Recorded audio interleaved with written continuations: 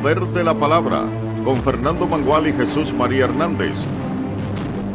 Buenas noches, República Dominicana. Buenas noches, mundo. Desde ahora y hasta las 12, el Poder de la Palabra por aquí, por Tele Radio América, canales 12 y 45, y todas sus ventanas digitales. Debo excusar a don Fernando Mangual y a don Miguel Valdés Paulino, que no estarán presentes por razones de la época.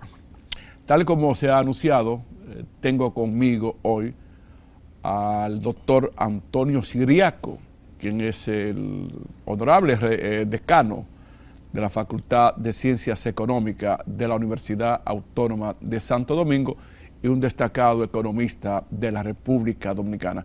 Doctor, buenas noches. Nos place tenerle en el Poder de la Palabra. Buenas noches, siempre es un placer acompañarlo en el Poder de la Palabra y siempre cuenten con nosotros en sus Muchas llamados. gracias, muchas gracias. Doctor, el presidente acaba de promulgar el proyecto de ley del presupuesto general de la nación. Yo no quisiera adelantarme a ningún tipo de comentario. Yo no quiero que usted, con su experiencia y capacidad, le diga a los televidentes qué esperamos de ese presupuesto, si es equilibrado, o sea, ¿cómo usted lo considera? Bueno, el presupuesto para el año 2023, que verdaderamente es un presupuesto más, vamos a decir, no cambia mucho con respecto a los presupuestos anteriores, excepto el del 2020 por situaciones claramente de pandémico, pero en su formulación y en su composición refleja los presupuestos previos a la pandemia. ¿Qué quiero decir con esto? Es un presupuesto deficitario, en primer lugar. Eso no cambia. Desde el año 2008, la República Dominicana está presentando presupuestos deficitarios. La composición del presupuesto, donde prácticamente el 87% del gasto va a ser gasto corriente y el 13% va a ser gasto de capital, eso se mantiene. Los presupuestos anteriores, incluso prepandémicos, eran 85-15, 85-86-14, 87-13, es decir, que está dentro de los valores y las composiciones históricas de los presupuestos que se han formulado, y eso estima alrededor y se proyecta un déficit de casi 3.2, 3.3%. Básicamente, esa estructura es la misma estructura de presupuestos previos a la pandemia. Ahora, ¿qué ocurre con el presupuesto?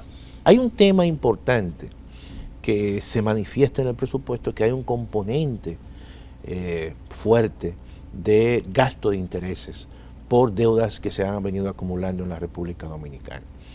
Por ejemplo, el 23% de ese presupuesto básicamente es para el pago de deudas por intereses, y en este caso de intereses que se han venido a acumular. Y eso representa alrededor del 3.3% del PIB, de manera que en el presupuesto se va a gastar más en intereses que en inversión pública. Pero eso no es nuevo, eso es un tema pendiente que tiene las finanzas públicas en la República Dominicana por el hecho mismo de que hasta ahora no se ha producido una gran reforma fiscal que le permita al Estado tener los recursos suficientes para seguir cumpliendo con las demandas acumuladas sociales que se han dado en la República Dominicana. Por ejemplo, cuando uno analiza la ejecución presupuestaria de este año 2022, por ejemplo, el gobierno formuló que iba a gastar un 13% en gasto de capital, pero se dieron situaciones en el entorno internacional, como es el caso de la guerra de Rusia y Ucrania, que conllevó a incrementos en mercados tan importantes como el de los commodities agropecuarios o el de los hidrocarburos, el caso del gas natural, el carbón mineral y el petróleo. Y eso le generó gastos adicionales que no estaban presupuestados en el año 2022. ¿Y qué hizo el gobierno? Bueno, sencillamente que tuvo que destinar una partida importante, quizás que debió de haberla invertido en gasto de capital, en subsidios de protección. Y eso es normal, y eso fue correcto, porque eso no solamente se hizo en la República Dominicana, eso lo hizo incluso el presidente Biden, o eso lo hizo también muchas economías y gobernantes en Europa.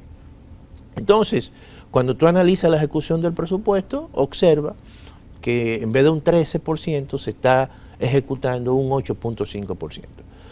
Claro que para el próximo ejercicio presupuestario, entendemos nosotros como ya la guerra en cierta manera ha entrado en un proceso de moderación y los precios que durante el año 2022 estuvieron muy altos, el caso por ejemplo del precio del petróleo, que llegó a alcanzar la cota de $125 el barril, está ahora por debajo de los $74.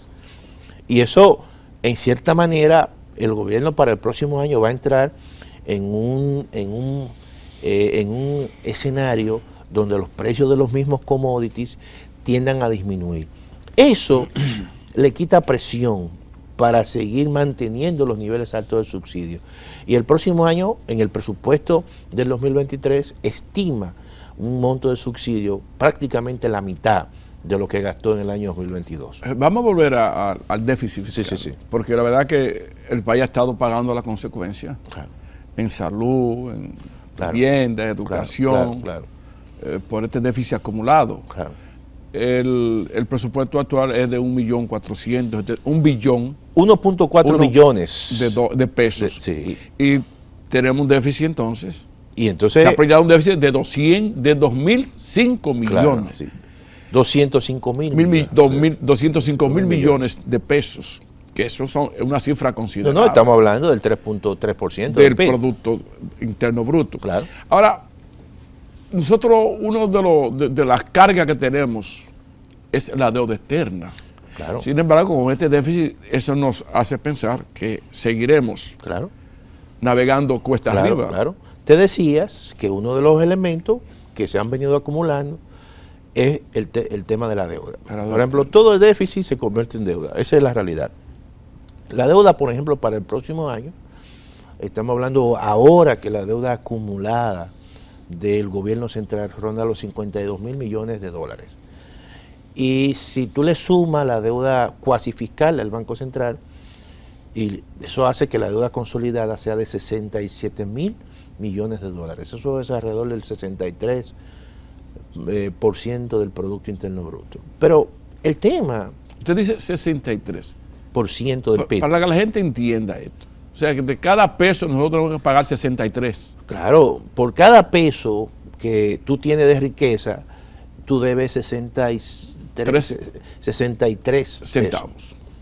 Centavos De- en este de- caso. de un o por peso. cada 100 pesos de riqueza, 63 pesos. Exactamente. Entonces, eso es un monto que para una economía como la economía dominicana, donde tú no tienes una reforma, no ha hecho una reforma fiscal que te incremente lo que es la presión tributaria, como decimos los economistas, una presión tributaria ronda un 14, un 15%. Es decir, actualmente que por cada 100 pesos que le entra al fisco, evidentemente, o por cada 100 pesos que se genera, 15 van al fisco. Y eso, en otros países, eso está por encima de los 20. En muchos son 22, en otros son 30. Pero, señor decano, si esa es una realidad, ¿qué ha sucedido? Porque el presidente Abinader ha sometido, lo que ocurre, ha llevado a la mesa la discusión. Lo que ocurre es, fíjate, es una buena pregunta que tú haces, porque a principios de este año, el presidente de la República aperturó 12 mesas temáticas. Así es.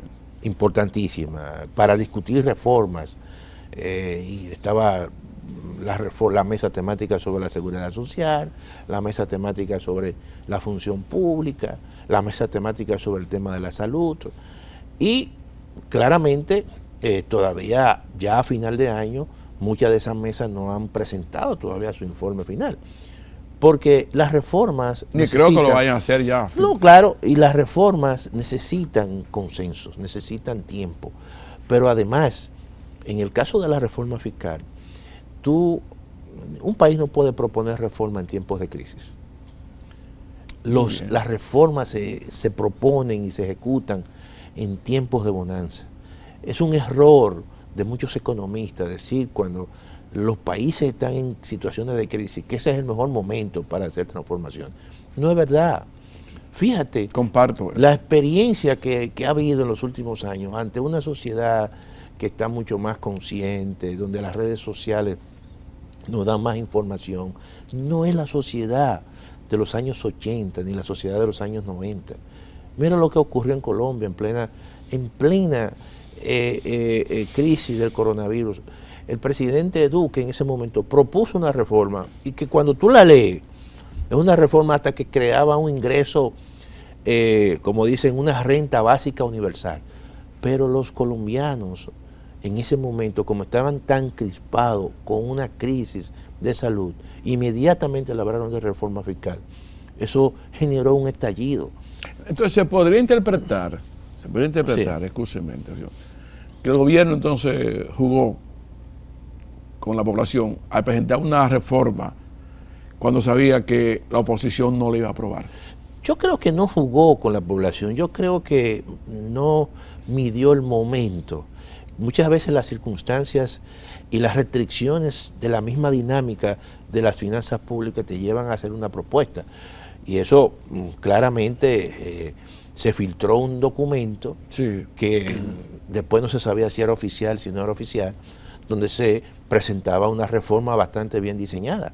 Luego el gobierno lo echó para atrás cuando vio que quizás fue un globo de ensayo, vio la reacción de la población, entonces tuvo que echar eso para atrás. Entonces, ¿pero por qué? Porque no era el momento. Estamos saliendo de una crisis o en medio de una crisis de confinamiento, la gente con tensiones, la gente todavía con muchas familias habían perdido familiares por parte del tema del coronavirus. De manera que, fíjate que nosotros perdimos una gran oportunidad. Previo a ese choque sanitario del COVID-19, la República Dominicana venía creciendo a tasa por encima del 6.5. De 6.6. Y eso, fíjate lo siguiente, en tiempos de Navidad, que te dan un doble sueldo a mí, a todos, alguien se nos acerca y tú te desprendes.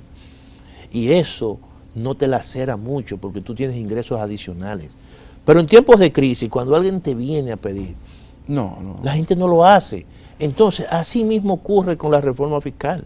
La reforma fiscal es como que alguien te está sacando la cartera del bolsillo y tú le tienes que dar recursos. Sin embargo, ese crecimiento, ahora, cuando hay crecimiento estabilidad importante, cuando hay una bonanza, ¿qué significa una bonanza? Significa que tu salario mejora. Abundancia. Abundancia, entonces tú te desprendes, tú dices, bueno, está bien, yo creo que los impuestos, si el ITEVI es un 18 ahora es un 19, quizás no me afecta mucho, pero cuando hay crisis no, tú lo sientes.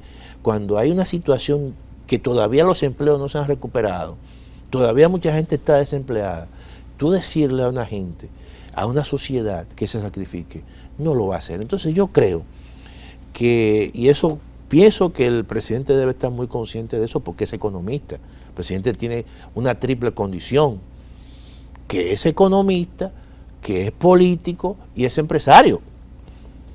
Y entonces sabe cómo se siente, cómo cuando tú te quitan una parte de tu riqueza. ¿Cuál de las tres pudo haber pesado más?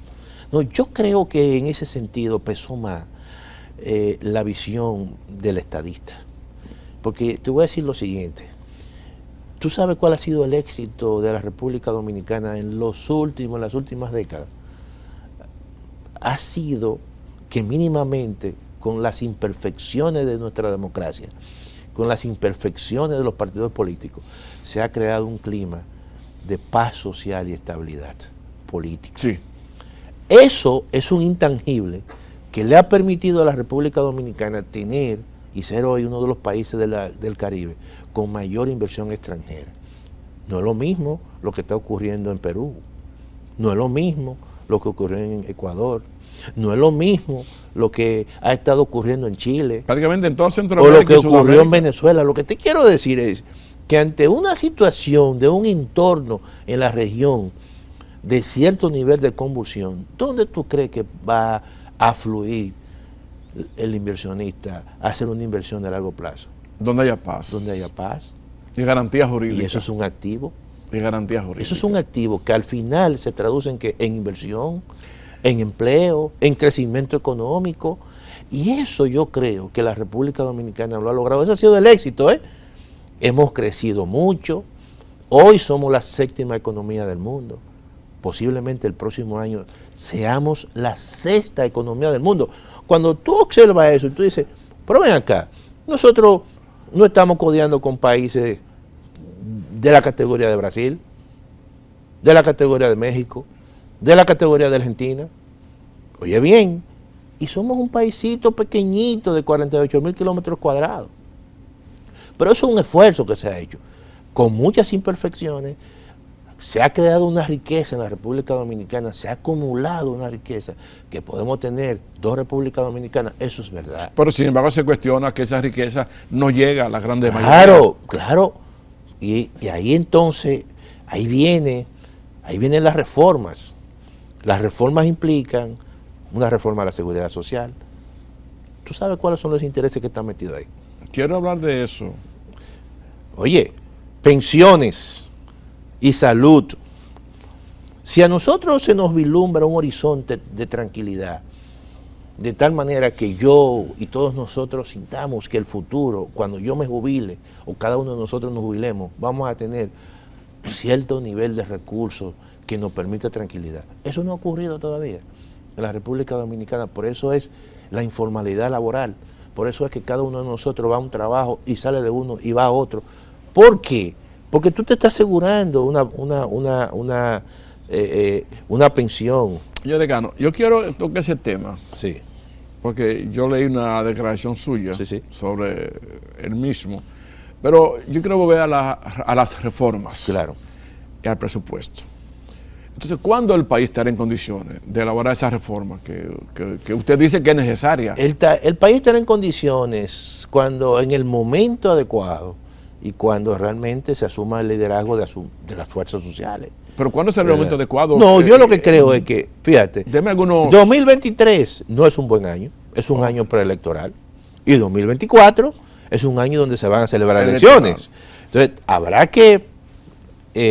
seguir postergando. habrá que posteriormente se pasen las elecciones, comenzar a proponer esa reforma y que eso no pase del 2025. Eso puede ser un cuco electoral también. No, pero fíjate que el mismo presidente de la República, creo que en una declaración dijo que nada de impuestos, que no le hablen de eso. Pues nadie lo quiere tocar, ni lo va a tocar en plena campaña. Y la misma oposición ha dicho eso. Entonces, hay que buscar el momento, así como se aprobó el 4%, que fue una lucha importante. Y un fiasco a la vez. Bueno, no podemos decir que es un fiasco. Mira, yo creo que nosotros, y eso es una forma de yo ver el mundo, muy influida por los asiáticos. Para los asiáticos el tiempo no tiene sentido. Y por eso que han logrado lo que han logrado.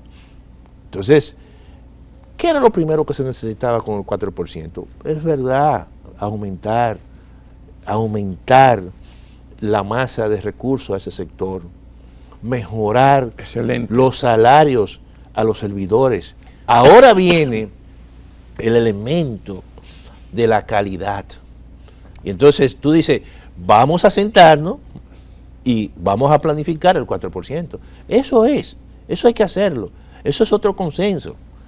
Y así es que los pueblos dan un salto. Pero según los informes internacionales, no solamente no hemos alcanzado una mayor calidad, sino que hemos retrocedido después del 4%. No es verdad que tampoco hemos retrocedido. Yo creo que no hemos avanzado. Estamos estancados. Sí, pero yo pienso... Mientras fluye el dinero. Pero yo lo que te quiero decir es que si el dinero no fluyera, no hubiese fluido, también es un problema. Vamos a resolver problemas por problemas. Tenemos el dinero, vamos a planificar, vamos a exigir. Y eso requiere un esfuerzo. Mira por qué. Porque aquí hay dos áreas que se van a necesitar un esfuerzo importante, que es el área educativa y el área de la salud. Señor rector, señor decano, Sí. con su permiso vamos a hacer nuestra primera pausa.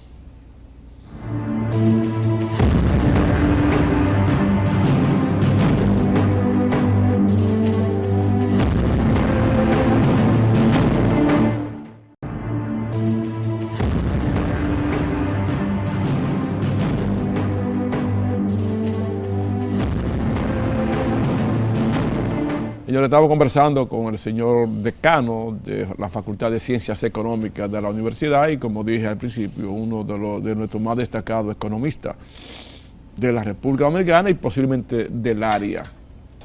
Entonces, yo quiero ponerle punto final al presupuesto, porque ha habido algunos sectores que lo han cuestionado de manera clara, inclusive la Fuerza del Pueblo, a través del presidente Fernández, dijo que lo iba a impugnar.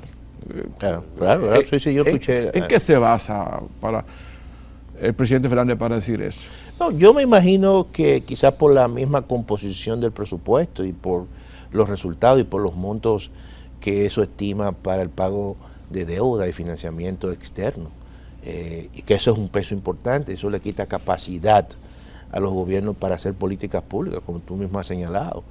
Entonces, a lo mejor hay los economistas de la Fuerza del Pueblo ven esa óptica en ese sentido.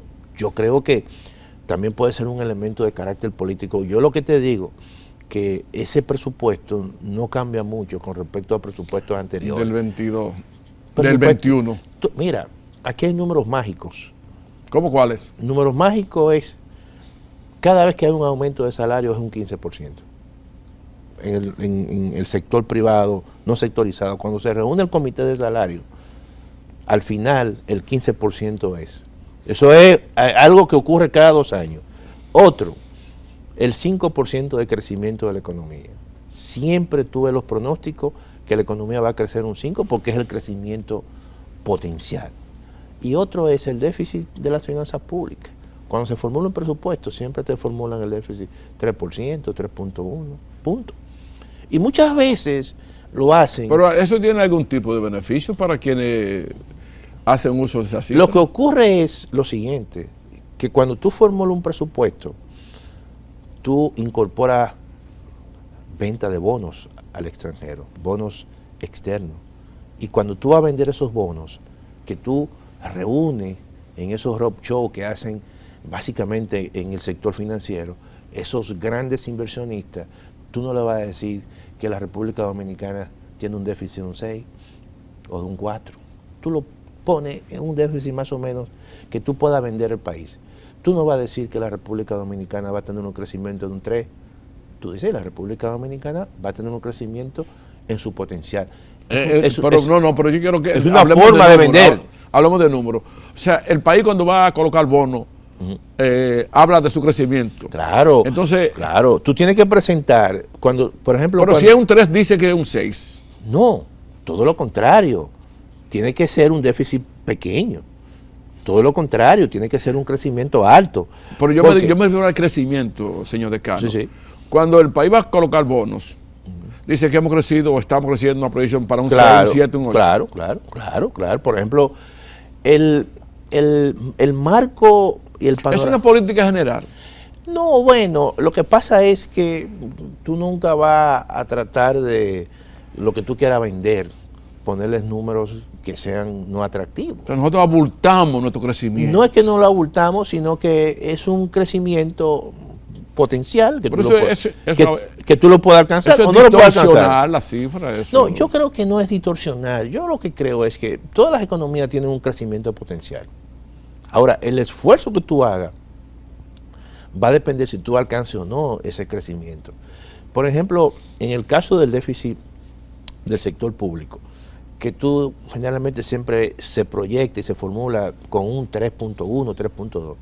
Ahora, muchas veces los déficits quedan muy por encima, porque tú tienes que transferir recursos, subsidios, por ejemplo, a la CDE, o tú tienes que incrementar, por ejemplo, todo el tema de los subsidios.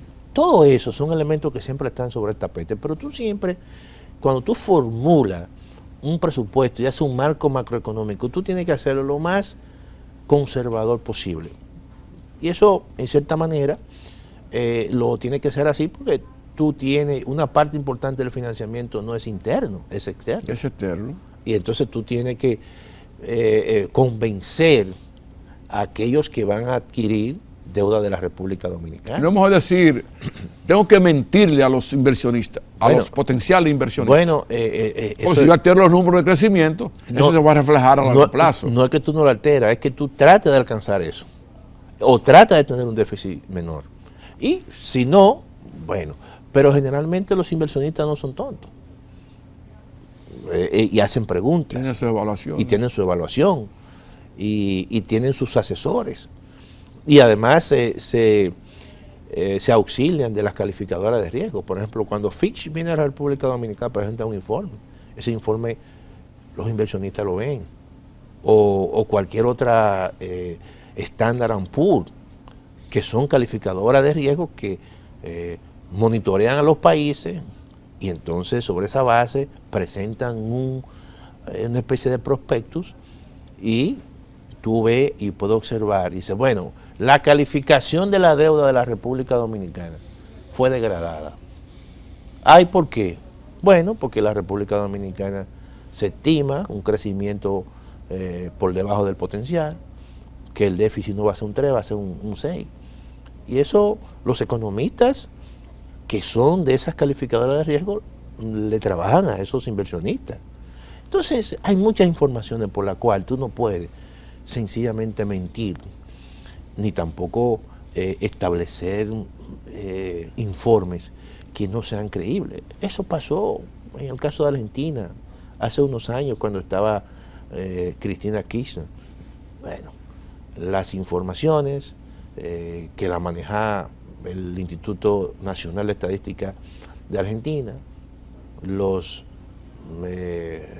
técnicos del Fondo Monetario Internacional estaban señalando que los datos que daba el gobierno sobre la inflación eran incorrectos. Era incorrecto. Y todo eso se discutió, porque siempre hay organismos que están vigilando, que te están validando, que monitorean las economías. Está la Comisión Económica para América Latina, bien, que da un informe sobre la región. Señor decano, ¿cuáles son las barreras que hay que romper para que el crecimiento sea horizontal? No, yo creo que aquí la República Dominicana tiene, y nuestra economía y nuestra sociedad tiene tareas pendientes en términos, ¿Cómo cuáles? En términos redistributivos. Aquí hemos crecido mucho, hemos sido la economía, ¿verdad?, en términos estadísticos que más ha crecido en América Latina y el Caribe durante los últimos 60 años, pero al no hacer reformas de gran calado, todavía existe altos niveles de desigualdad. Aquí no hay una reforma a la seguridad social, aquí no hay un sistema de pensiones que te vislumbre a partir del 2028 que cada uno de nosotros pueda tener una pensión. Un retiro más o menos con cierta tranquilidad. ¿Por qué? Porque lo que se vislumbra es, por razones incluso que se ha discutido, una economía de bajo salario, y que lo que se vislumbra de aquellos que están en la formalidad y que cotizan en la seguridad social, que ganan en un 75% del total, menos de 25,000 pesos, se van a pensionar con recursos 8,000 pesos, 9,000 pesos. ¿Cuánto es el coste de la canasta básica familiar hoy en día? Ya está llegando a los 25,000 pesos. Está llegando a los 26,000 pesos para los grupos más pobres. Para los grupos más pobres, pero si son los grupos más altos, estamos hablando de casi, en promedio, más de 40,000. Y en los grupos más altos estamos hablando de casi 60,000. Por lo tanto, tú vas a tener, o por lo menos lo que se vislumbra, son pensiones que no van a alcanzar ni por lo menos el 30% del coste de la canasta básica familiar. Eso es un problema que se está acumulando. No se está viendo, pero eso es un problema. Y nosotros hoy tenemos que resolver eso. Pero el tema de la salud, que es un elemento determinante. Vital. ¿Tú sabes cuánto, por ejemplo, tú y yo gastamos de bolsillo por copago en términos del PIB? Un 2%. Oye bien, un 2%. Pero si tú le sumas que también hay un costo de aseguramiento, porque tenemos seguros médicos, o estamos adscritos a una aseguradora de salud, pagamos un 2% también. También. Pero aparte de eso, el Estado gasta un 2% en salud, que es fruto de los impuestos que pagamos Nosotros. todos nosotros. ¿Tú sabes cuánto estamos pagando entonces? Un 6%. Un 6%. Oye, eso es una cosa que verdaderamente tú la comparas con los servicios vis a vis y eso le quita capacidad a la sociedad dominicana. Y es una de las retrancas de nuestro crecimiento. No, de nuestro desarrollo humano, de nuestra calidad de vida. Y eso es un elemento importante, que por eso es que no es lo mismo crecimiento que desarrollo. Mire, señor Decano, usted dijo hace unos días, si mal no leí, que no era bueno que las aseguradoras, la AFP, retribuyeran el dinero a los trabajadores porque eso iba a afectar la economía en sentido general. Bueno, ¿Pero hasta cuándo podrá suceder pero eso? tú dices de lo del 30%. De sí, el 30%. Bueno, que pero están fue una puchando coyuntura. un diputado. Sí, fue una coyuntura que yo creo que en el momento no era adecuado. Yo no creo, yo creo que hay que reformular el sistema completo de pensiones. Por eso yo en ese momento no estaba de acuerdo porque eso es un parche. No, Ahora lo está. no, yo lo que creo es que tenemos que hacer una reforma profunda. Mira, los países que son ejemplos, donde están las mejores pensiones, son países, en primer lugar, que tienen 3 pilares. Te aseguran a ti un ingreso universal. No importa que tú trabajes o no trabajes. Cuando tú te retiras, te dan un cheque. ¿Verdad? Que puede ser un salario mínimo. Oye bien, luego entonces hay un componente, un segundo componente, que es el componente que es donde tú aportas y aporta también la empresa. Y hay un tercer componente que es voluntario, que tú dices, si yo quiero más dinero para retirarme, entonces yo pongo mi plata en aseguradoras privadas, en AFP privadas. Pero aquí al revés, aquí el componente más importante es un componente de las AFP, de capitalización individual. Explique eso. Bueno, nuestro sistema de pensiones está sobre la base de la capitalización individual, donde tú aportas y aporta también el empleador. En los países donde los sistemas de pensiones funcionan de manera más eficiente, ese componente que yo te he explicado no es el esencial, es voluntario. Ok. Y el Estado, a partir de los impuestos, el Estado, a partir de lo que recauda, dice, todos los dominicanos, cuando se retiren a partir de determinada fecha, tienen mínimamente asegurada una pensión y su salud. Aquí no sucede eso. Aquí eso no sucede, porque aquí es privado. Y luego, si yo digo que lo que el gobierno me da es insuficiente, entonces yo cotizo, pero que no es. Pero ¿podría el gobierno algún día administrar los fondos de pensiones? No, no es que el gobierno lo administre, ¿eh? No estamos hablando de un sistema de reparto per se, como el que ocurrió en la República Dominicana, no. Estamos hablando de un sistema que es multipilar, o sea, con diferentes componentes, que es una combinación de un sistema de reparto en el sentido de que el gobierno te da una parte, pero también donde tú cotizas otra parte. Entonces, eso es muy importante y eso yo incluso lo he escrito en artículos. Al final, los sistemas de pensiones van a atender a eso. Uruguay lo tiene así. Uruguay, Costa Rica tiene un componente de esa manera. Entonces, no se puede devolver el 30% a los trabajadores. No, porque, ¿se puede o no se puede? Bueno, tú lo puedes hacer, pero eso tiene sus repercusiones ¿Cuál es el costo de en eso? términos macroeconómicos. Por ejemplo, el Estado Dominicano hasta ahora está usando, y básicamente el déficit del Banco Central, una parte importante Sí. se está financiando con eso. Se está financiando con eso. El déficit del Banco Central, el Banco Central emite certificado, se lo vende a la gente, pero se lo vende a la AFP. Se lo vende a la AFP. Y la AFP le dan recursos, y esos recursos tapan el déficit.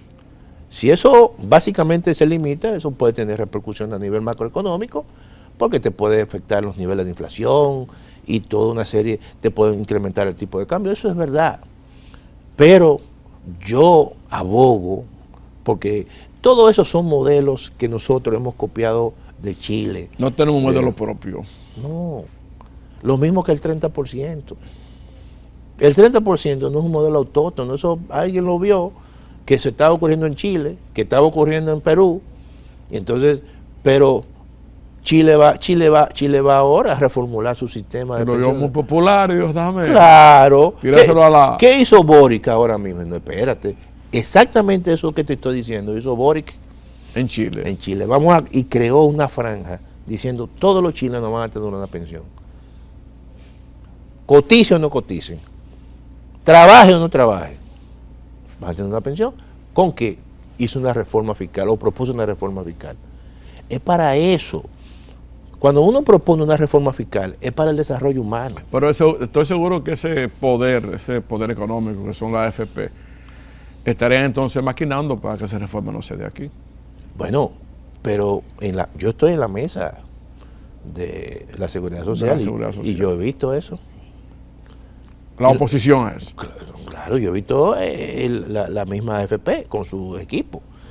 Y nosotros lo hemos propuesto. Yo estoy... Sí, y los partidos que hacen, claro, entonces. y los partidos, bueno, hay que son los que tendrán la última palabra. Y al final, como las mesas no son vinculantes, al final el pleito es en el Congreso. Totalmente. En el Congreso, pero... Y los partidos dominan el Congreso. Yo lo planteé y les miren, ustedes tienen que verse en el futuro. A ustedes les conviene eso. Nadie está proponiendo que desaparezcan las AFP. Lo que estamos diciendo que no debe ser el componente. No, ni tener, principal. según se dice, esas ganancias desorbitantes. Claro, entonces, porque es seguridad social, no es un negocio.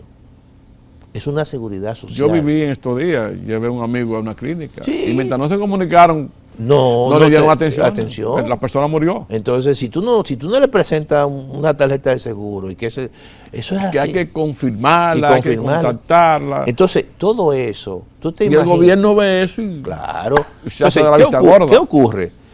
Y eso implica las grandes reformas que nos van a llevar a ser un país realmente de desarrollo humano. Pero ¿cuándo se harán esas reformas? ¿Cuando muera la mitad del país? Por falta de atenciones médicas. Eso depende de nosotros los dominicanos y la dominicana.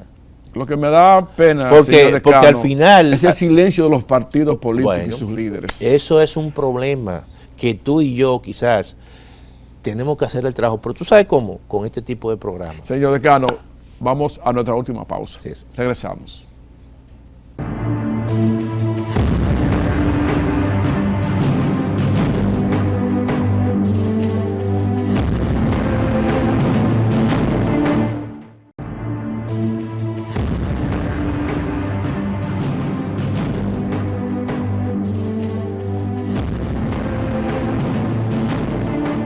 Señor decano de la Facultad de Ciencias Económicas de la UAS, hablamos de crecimiento, que vamos a un 6%, un presupuesto de más de 1 billón de pesos, un déficit fiscal de unos 205 mil millones de pesos. ¿Y la inflación qué?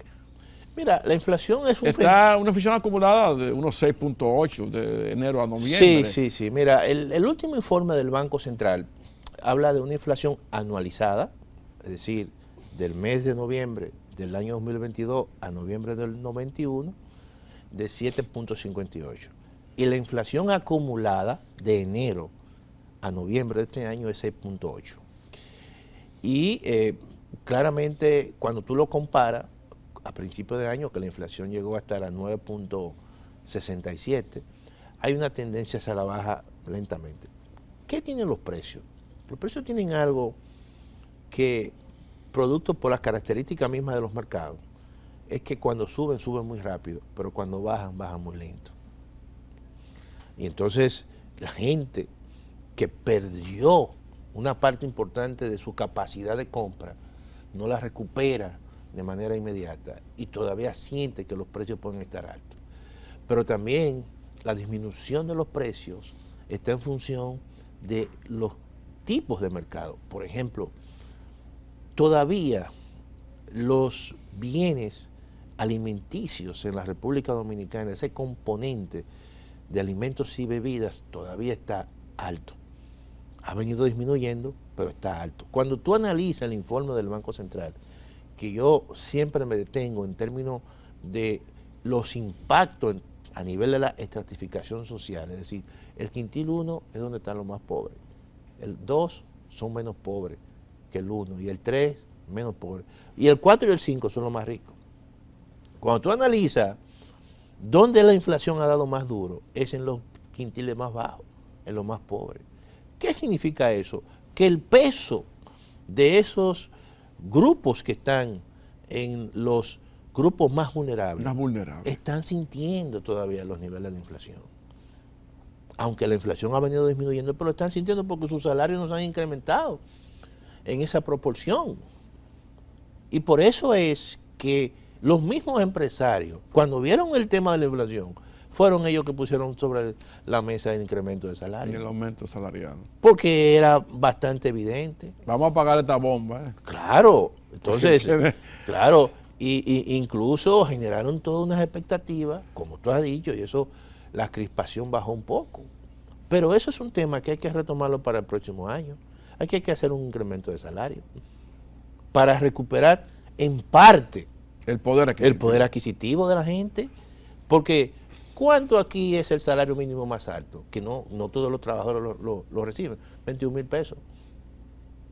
¿Y cuánto es el coste de la canasta básica? 26,000 pesos. Entonces hay un déficit de ¿cuánto? De 4,000 pesos. Y eso, en una sociedad, en una democracia, en un país donde tú tienes que mantener esa estabilidad, porque tú tienes un sector muy importante, ¿verdad?, abierto al exterior, que es el turismo. Tú no puedes permitir que en cada esquina aquí pueda haber una protesta. Mira cómo está Haití. O un atraco. O un atraco, que lo hay, que la inseguridad. Entonces, todo eso conlleva a situaciones como tú lo has explicado, de delincuencia. Y la paz social, la paz política, es un intangible. Sí. Necesariamente. Entonces, por eso es que cuando tú creces, ese crecimiento tú tienes que, como decía el Banco Mundial, un crecimiento compartido, un crecimiento inclusivo. Pero eso no se ha dado aquí. Bueno, pero ni veo en el horizonte inmediato que se pueda. Pero yo te estoy poniendo eso sobre la mesa porque eso puede tener repercusiones. Los elementos técnicos sociales y políticas. Lamentablemente uno no lo ve y cada día el que va al mercado, el que va a la plaza pública, al colmado, siente la presión en los bolsillos. Así es. Y cada día usted lleva menos comida a la casa. Entonces, con este presupuesto deficitario que vamos a trabajar en el 23, ¿qué usted cree que la inflación podría dispararse? No, yo creo que la inflación... ¿O se va a quedar...? No, la inflación depende de dos elementos, fíjate. Yo creo que está controlada, hay una tendencia hacia la baja, porque la inflación, no podemos obviar que se inicia con fuerza con el tema de la guerra de Rusia y Ucrania. Esa guerra... Y ya venía con los elementos de la pandemia. Claro, esa guerra está moderada y entonces el petróleo ha bajado y eso hace que los combustibles, el gobierno tendrá en algún momento que bajarlo, pero también todos los costos involucrados con las importaciones de maíz, con las importaciones de aceite comestible, las importaciones de trigo o harina, todo eso entonces está afectando quizás positivamente, vamos a decir, los costos de producción de las empresas y eso ha hecho que los precios tiendan hacia la baja. Eso se vislumbra para el próximo año. Y eso es un componente importante. Además, que usted es muy optimista, ¿eh? No, lo que pasa es que eso es lo que se vislumbra. Hasta ahora nosotros tenemos que ser cuidadosos con respecto a el horizonte internacional, que tú no lo controlas ni yo lo controlo, ni lo controla el gobierno. Hasta ahora esas tensiones que se generaron se han moderado, pero también hay un elemento importante que es el cambio en la política monetaria. Los Estados Unidos han venido incrementando su tasa de política monetaria, la inflación en Estados Unidos ha cedido, incluso antes de ayer fue el último informe de la Reserva Federal donde la inflación baja y eso entonces, hoy está reunida la Reserva Federal y se supone que va a mantener su tasa de política monetaria o no la va a incrementar en la magnitud que se dice. Por lo tanto, eso tiene repercusiones en la economía dominicana. Positiva. Claro, porque el Banco Central como hizo una pausa en su tasa de interés de referencia, entonces si la mantiene en pausa, las tasas de interés no se incrementan mucho. Pero ya la tasa de interés, incluso promedio para los gastos de consumo es un 19%, cuando en pandemia estaban en un 8.5%. ¿Qué significa eso? Que si tú vas al banco y yo voy al banco a buscar dinero prestado para un emprendimiento nuevo, es mucho más costoso. Es más costoso. O que si yo uso la tarjeta de crédito y no hago más allá del pago mínimo, me estoy endeudando a la tasa de interés más alta, que es un 60% al año. Decano, estamos llegando al final del espacio y es lamentable tener una persona con tanta capacidad y calidad como usted, que esto termine. Brevemente, los subsidios, ¿qué tan importantes son? ¿O qué tan dañinos son para nuestra economía? No, los subsidios hay que verlo en la coyuntura. Por ejemplo, este año el gobierno destinó 40.000 millones en subsidios. Subsidio a la gasolina, en los precios de importaciones de algunos commodities, y eso le permitió que los niveles de precios no subieran mucho. Incluso si el gobierno no hubiese dado subsidio, los niveles de inflación hubiesen sido hasta un 15%. Pero lo que se dice es que aquí hay sectores muy poderosos que se están beneficiando de los subsidios. Pero ya yo me refiero a los subsidios directos a los alimentos y combustibles para los grupos vulnerables. Ahora, a eso que tú te refieres, que son los gastos tributarios a empresas grandes, eso habrá que recortarlo en un contexto de una reforma, porque eso evidentemente estamos hablando de más de 230.000 millones de pesos, que ya no es posible. Que nadie sabe dónde van. Claro. Señores, yo lamento que esto haya llegado a su fin. Conversar con don Antonio Ciriaco, este destacado economista, sobre temas tan importantes como es nuestro presupuesto, subsidio, inflación, el sistema de pensiones, el tiempo no fue suficiente. Vamos a prometer invitarle para un próximo programa que vuelva con nosotros para que nos hable de esos subsidios que yo siempre he dicho que son uno de los grandes dolores de cabeza que le producen a la economía nacional. Gracias, don Antonio. Gracias. Un segundo final para siempre una exhortación final. Siempre dándote las gracias por la invitación y te reitero que siempre cuentes con nosotros para este tipo de programas. Muchas gracias. Que son educativos. Muchas gracias. A ustedes buenas noches y lo dejamos con el editorial de Tele Radio América. Hasta el próximo sábado. Editorial de Teleradio América. No importa si nos equivocamos. William Germán, Wilson Camacho y Jenny Berenice Reynoso. Qué fácil es juzgar el trabajo ajeno desde la sala de los intereses. Han hecho su trabajo. Lo que suceda por cualquier circunstancia, bienvenido sea. Conociendo dónde vivimos y quienes nos rodean no quita mérito a quienes han puesto su futuro, su vida y sus familias en juego. Es demasiado lo que se juegan. No tienen vida diaria por los riesgos asumidos. Es peor que estar bajo un régimen de prisión preventiva. Hasta sus vidas privadas las tienen que limitar. Están sujetos a acciones políticas y malquerencias generalizadas. Como medio de comunicación, no somos quien para ver el futuro o avisorar si su justicia llega a buen término. El trabajo bien hecho lo dirá el tiempo. No somos procuradores, a los cuales les corresponde el más agrio de los empleos y más en nuestro país, acusar.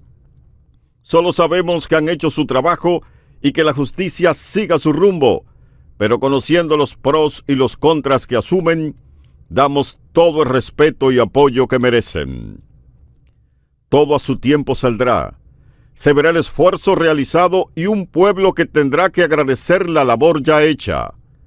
Si la política, los intereses y los clanes vencen, tendrán el agradecimiento de todo un pueblo. Adelante, que no están solos.